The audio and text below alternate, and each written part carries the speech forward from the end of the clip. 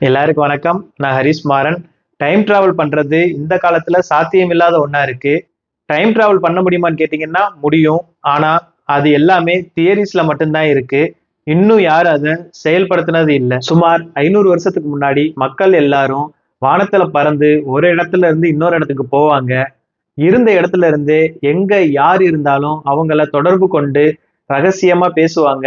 மனிதர்கள் நிலவுக்கு சென்று ஆராய்ச்சி எல்லாம் பண்ணுவாங்க அப்படின்னு நம்ம சொல்லியிருந்தா நம்மள பைத்தியக்காரன் தான் எல்லாரும் சொல்லியிருப்பாங்க. ஆனா நான் சொன்ன எல்லாமே இப்போ சாத்தியமா இருக்கு. ஃபிராக்ஷன் ஆஃப் செகண்ட்ல நம்ம போன்ல இருந்து இன்னொருத்தர் கால் பண்ணி பேச முடியும். அதே மாதிரி ஃபிளைட்ல ஈஸியா டிக்கெட் புக் பண்ணி ஒரு இடத்துல இருந்து இன்னொரு இடத்துக்கு டிராவல் பண்ண முடியும். அதே மாதிரி நம்ம கிட்ட ஒருத்தர் வந்து டைம் டிராவல் பண்ணேன்னு சொன்னா கண்டிப்பா நம்மளால நம்ப முடியாது. ஆனா அமெரிக்கா போன்ற நாடுகள்ல நிறைய பேர் டைம் டிராவல் பண்ணதா சொல்லியிருக்காங்க. இது ஃபியூச்சர்ல நடக்க போறதே இல்லைன்னு நாம சொல்லிட முடியாது. இந்த மாதிரிலாம் நடக்குமான்னு நாம நினைச்ச நிறைய விஷயங்கள் இப்போ நடந்திருக்கு. ஸோ டைம் டிராவல் பண்றது ஃபியூச்சர்ல நடக்கிறதுக்கு நிறையவே வாய்ப்பு இருக்கு. அதே மாதிரி இங்க ஒருத்தர் டைம் டிராவல் பண்ணியிருக்காரு. அது யாரு? அவரால் மட்டும் எப்படி டைம் டிராவல் பண்ண முடிஞ்சது? உண்மையாவே அவர் டைம் டிராவல் பண்ணாரா? இதெல்லாம் பத்தி தான் இன்னைக்கு நாம இந்த வீடியோல பார்க்க போறோம். 1951ஆம் ஆண்டு ஜூன் மாதம் அமெரிக்கால இருக்க நியூயார்க் டைம் ஸ்கொயர்ன்ற ஒரு பிரபலமான இடத்துல இரவு 11 மணிக்கு வித்தியாசமா ட்ரெஸ் போட்ட ஒருத்தர் திடீர்னு வராரு. அவரோட ட்ரெஸ், நடவடிக்கை, அவரோட பார்வை எல்லாமே 18ஆம் நூற்றாண்டை சேர்ந்தவர் போல இருந்துச்சு. அந்த இடத்துல இருந்தவங்க எல்லாம் அவரை ஆச்சரியமா பார்த்தாங்க. அவரும் எல்லாத்தையும் புதுசா பாக்குற மாதிரி பாக்குறாரு.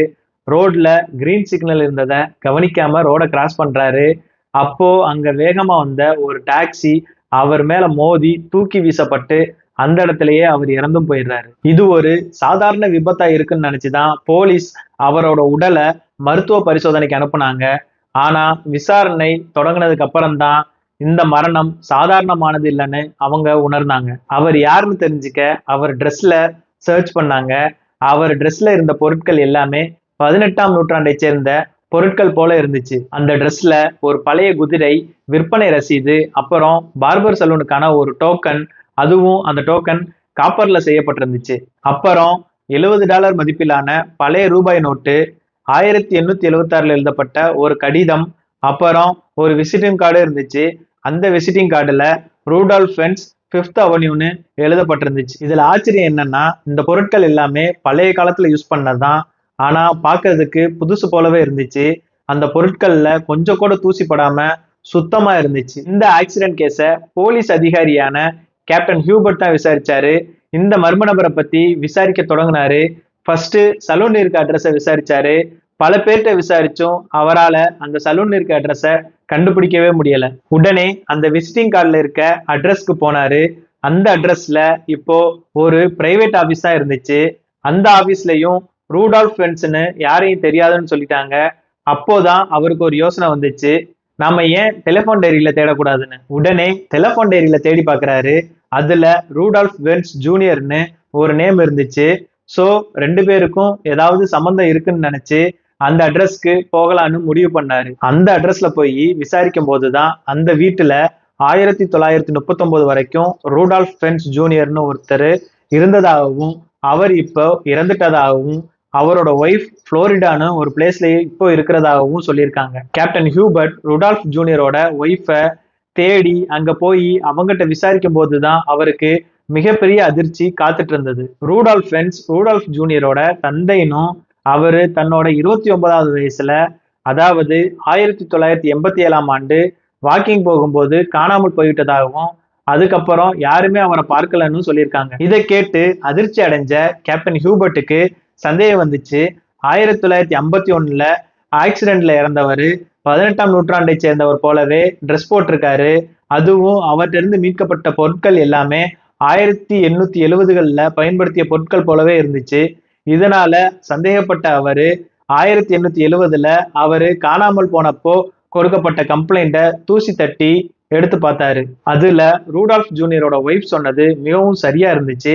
அது மட்டும் இல்லாம ரூடால்ஃப் ஃபென்ஸ் காணாமல் போனப்போ அவர் போட்டிருந்த ட்ரெஸ்ன்னு கம்ப்ளைண்ட்ல குறிப்பிட்டிருந்தது போலவே 1951ல விபத்துல இறந்தவரும் போட்டிருக்காரு. இது அவருக்கு ஒரு புரியாத புதிராகவே இருந்துச்சு. அதுக்கப்புறம் அவரு இது எப்படி சாத்தியம்னு சில சயின்டிஸ்ட பேசும்போதுதான் இது ஒரு டைம் டிராவல் முயற்சியா இருக்கலாம்னும் 1876ல டைம் டிராவல் பண்ணி 1951க்கு வந்திருக்கலாம்னு சொன்னாங்க. நேரம் என்பது நேராக செல்லும் பாதை மட்டுமல்ல, அது சுருங்கலாம், விரியலாம் அல்லது ஒழுங்கற்று மாறலாம் என ஐன்ஸ்டீனோட சிதறல் கோட்பாடு சொல்லுது. இந்த சம்பவம் குறித்து கேப்டன் எதையுமே ஆவணப்படுத்தவே இல்லை.